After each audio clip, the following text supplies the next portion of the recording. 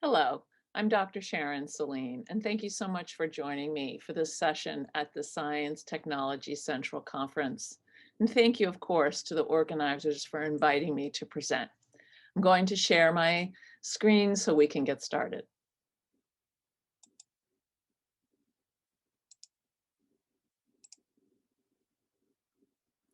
Welcome to Thriving in the New Normal, how COVID-19 has affected alternative learners and their families, and implementing effective, creative, therapeutic interventions. Now, of course, before we get started, I want to say that I have no conflict of interest to declare, and you are responsible for reviewing the scope of practice, as well as your decisions to implement any of the suggestions in this presentation in compliance with your professional standards. This presentation is based on an article that I wrote for the Smith College Studies in Social Work journal by the same name. So let's get started. So COVID has ushered in certainly stressful and uncertain times. And many of the statistics that I'm referring to in this presentation are from the United States, but there are some that are global. And there are certainly more citations and more information in the paper itself. Now, we're talking today about kids who are alternative learners. Some people use the term neurodiverse for this group of students, kids who have ADHD, learning disabilities, high functioning autism. And of course, what's been happening here is some kids are now returning to in-person school. Some kids are sticking with remote learning. But the time when I wrote my article in the period that was under study, which was February through May or June in 2020, everybody had transitioned to remote learning. And during that period, routines that had been running smoothly related to homework, chores, and activities were now more of a struggle to begin with, stick with, and complete. Everything was turned upside down. There was lower motivation and resilience fatigue among students and higher levels of frustration. So today we're going to discuss what happened to these families of neurodiverse learners from February to through May, the end of May in 2020 or beginning of June, and how to discuss and how to address issues related to school, homework, chores, and mood changes. So we know there have been a number of changes for COVID learners and particularly neurodiverse learners during this time. And I'd just like to remind you that all information in this presentation is under copyright. So educators across the country and in the first quarter of 2020 scrambled to recreate learning options for students and to shift to online classrooms. Students faced significant adjustment and losses of daily routines that had kept them on track and organized, extracurricular activities that brought them joy, self-confidence, and fitness, and regular social interactions with peers and caring adults. For children and teens who are neurodiverse, those alternative learners with ADHD, attention deficit hyperactivity disorder, autism spectrum disorders, and I refer to level 1 kids on the spectrum, and learning disabilities, their parents, like the kids who are neurotypical, became their teachers, but the parents also became their tutors and their advocates in new ways that they weren't accustomed to because they often lacked training in special education. Kids who are already struggling to manage emotions, to begin and finish home and school tasks, and maintain social connections, lost critical in-person academic, therapeutic, and peer support systems. Family tensions intensified in the light of food, housing, and job insecurity, as well as healthcare and the scare around healthcare and being ill. The effects of institutionalized racism and social justice protests really exacerbated all of the insecurity in May and June, particularly in the United States.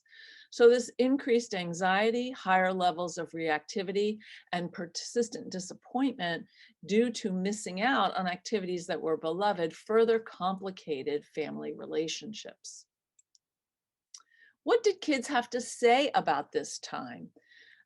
Gino, age 11, says, if I have homework for math, but it's not due till Thursday, I'll be like, oh, I don't want to do it because I have till Thursday to do it.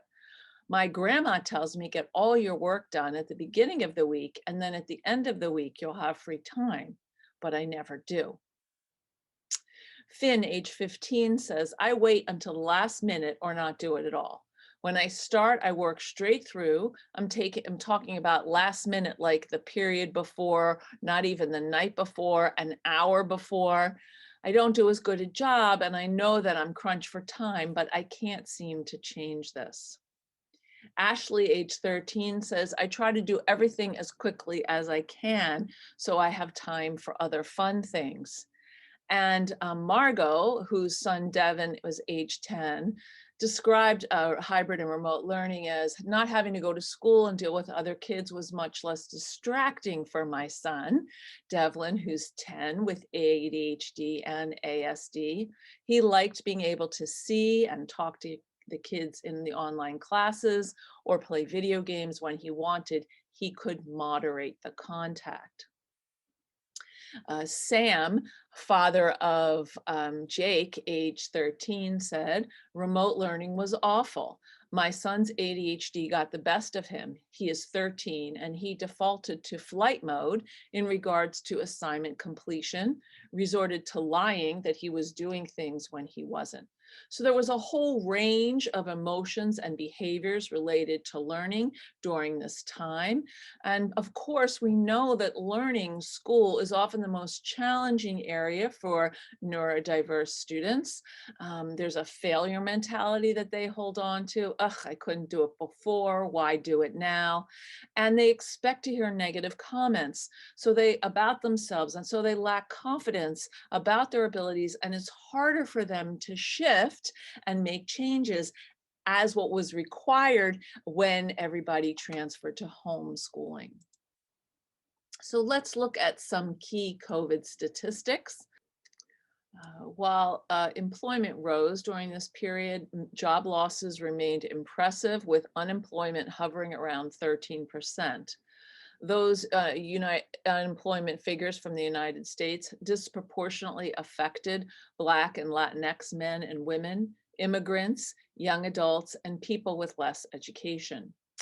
COVID cases, hospitalization rates, and deaths have also affected people of color in higher rates than compared with their white or Caucasian peers. Native American or Alaskan natives experienced 2.8 times higher cases of COVID than Caucasians, 5.3 times higher incidence of hospitalizations, and 1.4 times higher rates of death. For Black Americans, the rates were 2.6 higher for the number of cases, 4.7 for the hospitalizations, and 2.1 for the death rates. For Latinx people, the rate was 2.8 times higher for cases, 4.6 times higher for hospitalizations, and 1.1 times the rate of deaths by COVID. Now, what was the impact of COVID on education? It was fairly significant, as we all know. So the pandemic forced over 80% of children around the world to stay home. In the USA, 50 million kindergarten to 12th grade public school students had to learn remotely. And school closures also meant that many children were deprived of breakfast and lunch supplied to them through government programs. And that was around the world, not just in the United States. The rapid shift to online learning highlighted the digital divide among families and issues of differential access to resources. Online learning requires computers, a reliable internet, and a quiet place to study. Almost 16 million students lacked adequate internet or devices to manage effective remote learning, and 9 million students lacked both the internet and devices. And this is from the NCHE. Students from low-income households who did not have access to these necessities were at high risk of falling behind, according to Van Lanker and Parolin, as well as Weir. Precarious housing, loss of government supplied breakfasts and lunches, in addition to unequal access to digital tools and internet service, put poor students and students of color in poor neighborhoods at risk in terms of well-being, as well as in terms of loss of education. And finally, Van Lanker and Parolin found that school closures deprive students of counseling and support services where they were previously able to disclose and receive treatment for abuse or violence in their home by school personnel or child welfare agencies. So kids were exposed to more traumatic events in the house, whether that was child abuse or spousal abuse or substance abuse by the adults. And of course, COVID increased stress on children and adults alike. According to the study by the American Psychological Association in 2020, many Americans reported higher levels of stress specifically due to COVID, and in general, hovering around 74%, citing the pandemic, government response, disrupted routines, or fear of getting the virus. Parents felt higher levels of stress than those adults without children related to dealing with educational issues, meeting basic needs, obtaining access to health care, and missing life cycle milestones. According to this study, 71% of parents in particular said managing online schooling was a primary source of stress.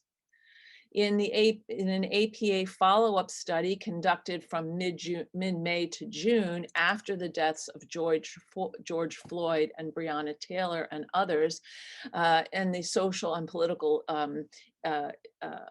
protests that occurred, many Americans, 83%, revealed that the future of the country was a significant source of stress. So that was on top of the COVID stress. Black Americans reported discrimination was a major source of stress, 55%, and 71% said police race-related violence was causing them significant stress. The rate of stress among Americans related to the pandemic rose 78%, with 66% continuing to feel distressed by the government response. So we have two separate surveys here, one that's occurring mid-May to June in the statistics I just shared, and one that's occurring before that in the earlier set of statistics. What were some mental health trends that were discussed when found during this time? Well, first of all, Ghosh and co-authors found that 1 in 5 children in the United States suffered from a mental, emotional, or behavioral disorder, with only 20% of them receiving treatment from a specialized provider. So this is in general. Recent studies have found that children, adolescents, and adults who have pre-existing mental health issues, especially anxiety and mood disorders, are more susceptible to and affected by COVID-related stressors. That was in a study by Fergert and Associates, Lee and Racine. These vulnerabilities have intensified the mental health issues for these kids who already have this predisposition or already have a diagnosis. And in some cases with school closures, blocked kids' access to assistance because they were getting support and treatment at school. In a recent survey conducted in the United Kingdom of school-age participants, up to 25 years old, 83% said the pandemic had worsened their conditions, and 26% reported being unable to access therapeutic services and support groups. Increased incidence of post-traumatic stress symptoms, confusion, anger, and grief. And these were two separate studies, one by Brooks and Associates and one by Gesum and Associates. Substance abuse and suicidality rates have heightened among adults and adolescents alike, And similarly, caregivers report that they have seen more temper tantrums, arguments, and poor cooperation in children. And there are a number of authors here that have cited these statistics and found their research contributed to this conclusion, and that would be Hanlon, Kurzinger, Panchal, and Jeffson, all of these in 2020. And finally, between attending online school, engaging in remote work, and relying on technological devices for socializing and reaction, COVID confinement heightened the amount of time many children and adults spent on screens in a study by Chang and Wilkinson. Many parents, despite their desires to monitor access to technology in their families under normal circumstances, permitted their children to have extra screen time, according to Orlando. Now, there's a significant diagnostic overlap between ADHD, learning disabilities, autism spectrum disorders, anxiety, and depression. And I'd like to share some of these statistics with you. So ADHD, autism spectrum disorders, learning disabilities, and twice exceptional kids, these are all neurodevelopmental disorders that affect executive functioning skills. We know that ADHD refers to living with persistent inattention, hyperactivity, or impulsivity that is more severe than typically observed in peers. The male-female ratio is 3:1. It's the most inherited mental health condition. Over 50% of adults with ADHD have a child with ADHD. 70% of kids with ADHD also have a coexisting learning disability. I like to say ADHD rarely travels alone. And 87% of kids with ADHD have at least one other mental health diagnosis. These statistics come from the CDC, Thomas and others in 2015, Shu and others in 2018, and from Chad 2019. Now, 1 in 68 kids has been diagnosed with an autism spectrum disorder, with much higher rate in boys than girls. When kids have this diagnosis, they lack an intuitive understanding of several aspects of the social world and delayed maturation in this area. When kids have ADHD, they may struggle socially, but they reach the markers of early social development and they understand social dynamics, but miss the cues. They're socially engaged. And for kids who are on the spectrum, they aren't able to engage and they miss those social cues pretty consistently. And that helps us differentiate between the diagnoses. If a child's primary diagnosis is ASD or on the spectrum, 50% of those kids also have ADHD. But the reverse is different. If your primary diagnosis is ADHD, about 14% of those kids also have ASD. When there's a co-occurring ADHD and ASD, a study at the University of Pennsylvania found that treating ADHD with medication has been found to help ASD symptoms. And finally, a learning disability is also a neurological condition that interferes with how someone learns. It has nothing to do with intelligence, motivation, or poor parenting, but an individual's ability to store, process, or produce information. 35% of all students in the United States receive special education services. I want to say a few words about anxiety and depression as well. So anxiety, according to research, co-occurs with ADHD 34% of the time. I see this more in my practice, as do several of my colleagues. It's really a comorbidity that requires a thorough interview with kids. And most common that we see are simple phobias and separation anxiety in early childhood, with general anxiety disorder increasing over age. And of course, we must evaluate for victimization, bullying, or abuse when we're evaluating for anxiety. Depression occurs about 16 to 30% of the time. There is a genetic susceptibility to depression in these kids. There also can be a relationship between exposure to repeated social, emotional, and racial distress. Suicidality is twice as high in adolescents with ADHD than it is in adolescents without ADHD, and it can be masked as anger. And finally, oppositional defiant disorder occurs about 40% of the time. With treatment and with combined family treatment and medication, the symptoms can go away within 2 years. Now let's look at the educational impact of COVID-19 on alternative learners.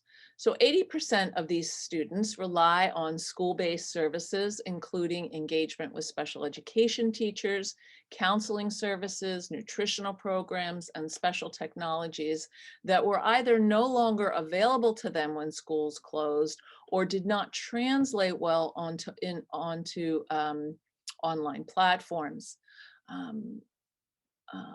The families were families who had issues of poverty, job, housing, or food insecurity were less likely to be able to advocate effectively and ensure that their children receive the services to which they were entitled, such as occupational therapy, speech language therapy, autism interventions, and psychological treatments.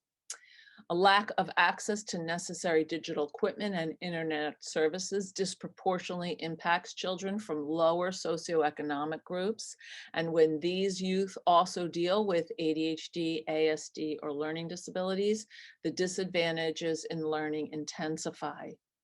Many of these kids were cut off from mandated educational programs to assist them and relied on well-intentioned but untrained parents for academic assistance. And so students with coexisting learning challenges and mental health issues were at high risk, not only for lagging behind peers, but also for experiencing a worsening of mood disorders. And this was found by Weir in their study.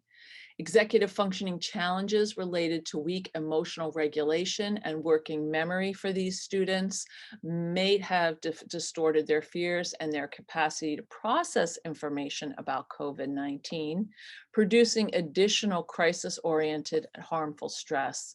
Seasonal learning research that compared COVID-type pauses to learning to those of summer breaks shown that the achievement that usually occurs during the summer slide can be applied, the achievement losses, that occur during the summer slide can be applied to the COVID school closings. Now, what sort of therapeutic interventions would help these neurodiverse learners during COVID-19?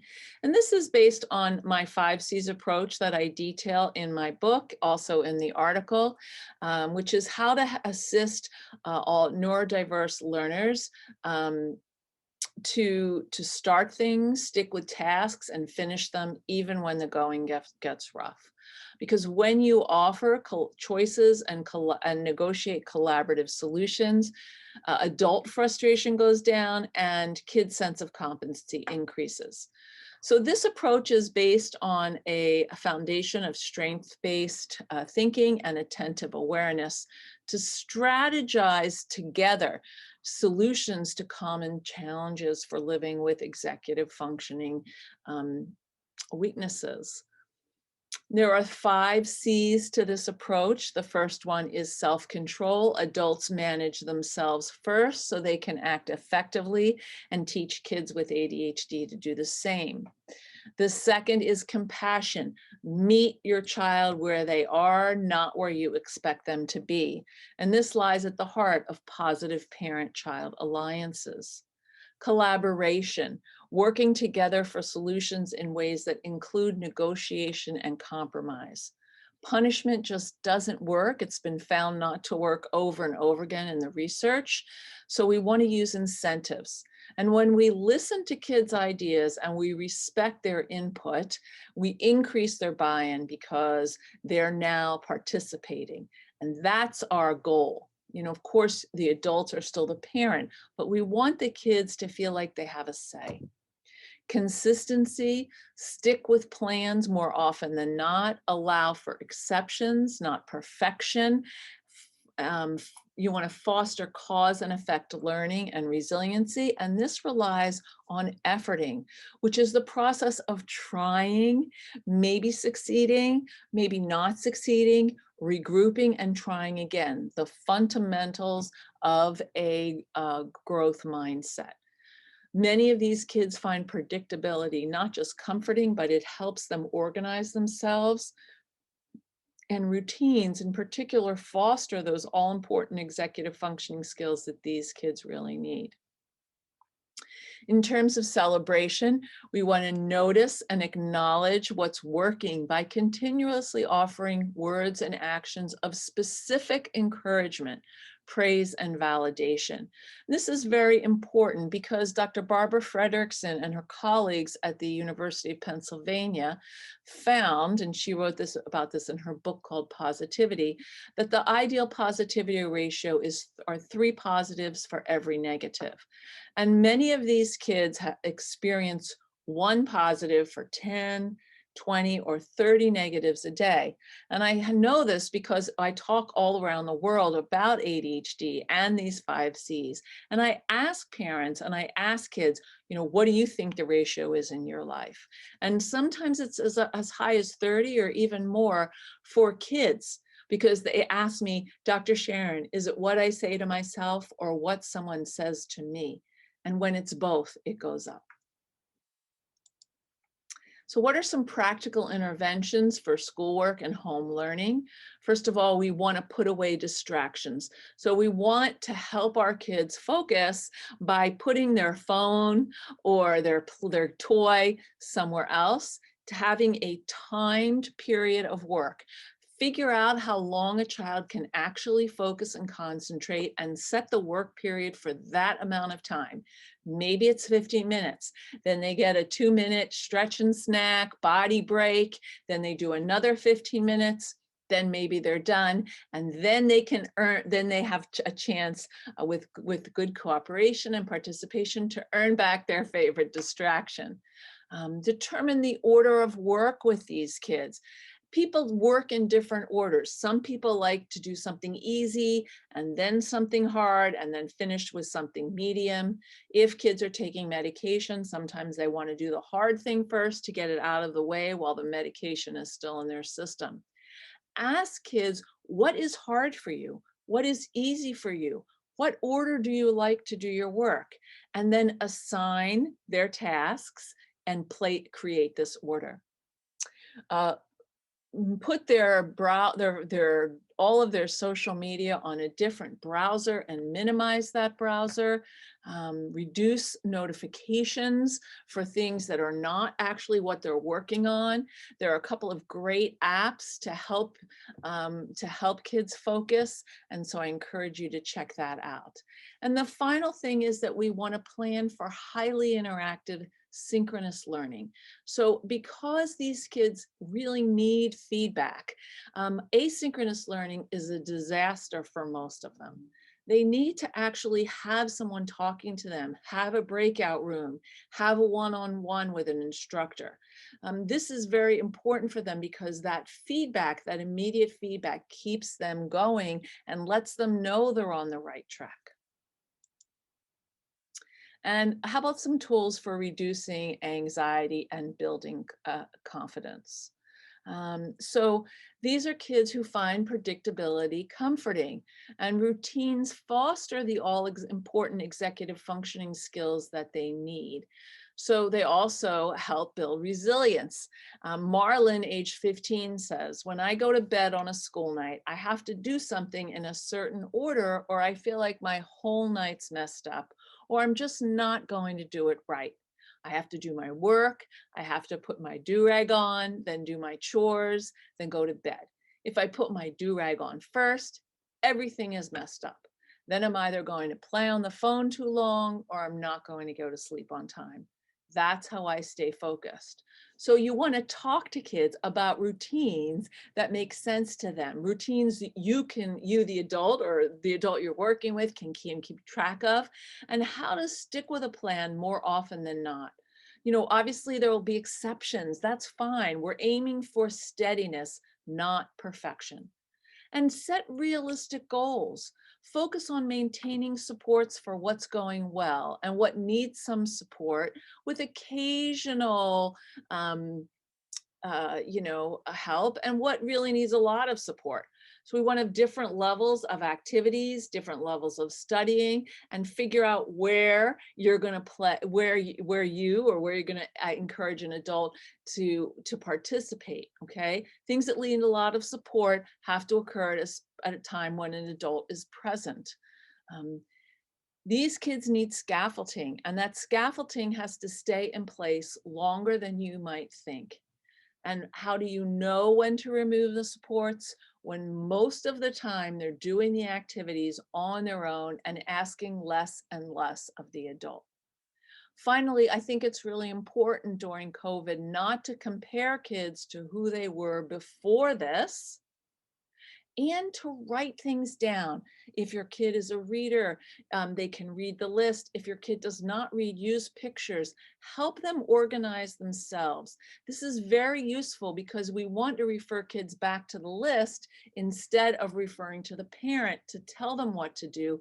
Then they're not building the skill in the same way, and the parent becomes a reminding machine.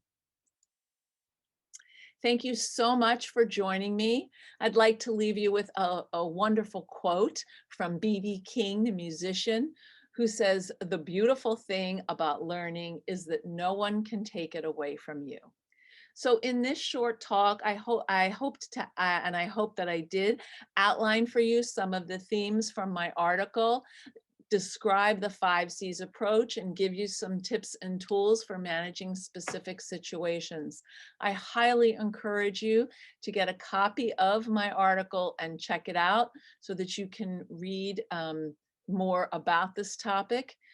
There is a free downloadable that's in the notes section for you, or is attached to this talk, and in that you'll find your references and a tip and tips and tools for using the 5 C's. Thank you so much for joining me, and I hope you have a wonderful day.